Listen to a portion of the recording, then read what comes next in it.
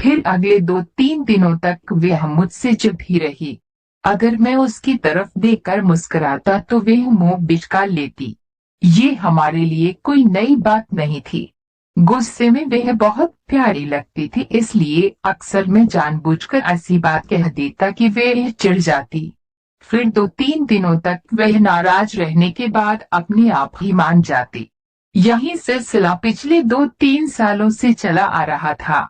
इधर पिछले कुछ दिनों से बाबूजी की तबीयत खराब चल रही थी और घर के हालात भी धीरे धीरे खराब होते जा रहे थे। मुझे इस बात का एहसास भी हो गया था कि मुझे जल्द ही कोई कठोर निर्णय लेना होगा। ये सच था कि मुझे उससे बहुत प्यार था, शायद हद से भी ज्यादा, परंतु अपने परिवार के लिए उससे जरा भी प्यार कम न था। मेरे अंदर इतना हौसला था कि अपने परिवार के लिए उसके जैसी 1000 लड़कियों को कुर्बान कर सकता था।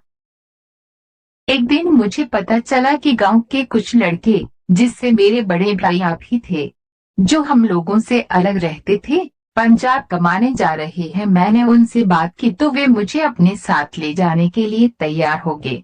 जाने से पहले मैंने 3-4 पन्नों का एक बड़ा सा प्रेम पत्र लिखा और अपनी छोटी बहन अंकिता को दे दिया, जो अंजलि की सहेली थी।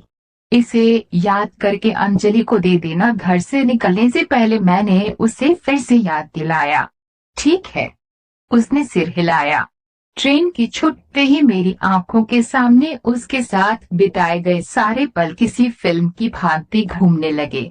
एक पल के लिए ऐसा महसूस हुआ जैसे जिस्म से जान निकली जा रही हो। दिल में दर्द का ऐसा तूफान उठा कि आंखों से आंसू छलक आए।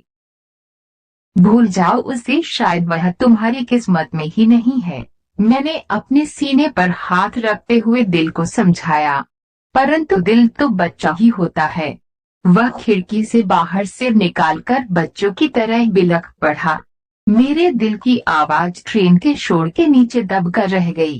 रात के अंधेरे में किसी को कुछ खबर भी ना हुई कि उनके आसपास कुछ हुआ है। बहरहाल हम लोग 2 दिनों के उबाऊ सफर के बाद पंजाब की राजधानी लुधियाना पहुंच गए। लुधियाना स्थित कार्यस्थल पर पहुंचने पर पता चला कि हमारे साथ धोखा हुआ है।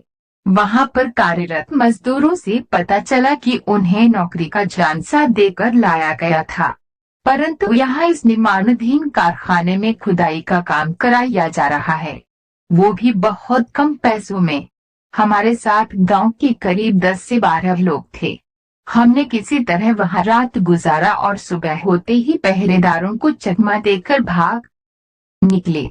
लुधियाना से भागकर हम लोग दिल्ली गए और वहां से गुड़गांव, लेकिन वहां भी दुर्भाग्य ने हमारा पीछा नहीं छोड़ा।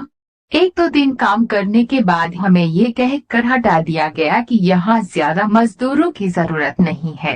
गुड़गांव से वापसी के क्रम में हमारा एक्सीडेंट हो गया। हम जिस टैक्सी पर सवार थे वह बीच रास्ते में ही पलट गई।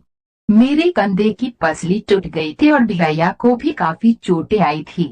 दिल्ली में हमारे एक पड़ोसी रहते थे। बड़े भैया के पास उनका नंबर था।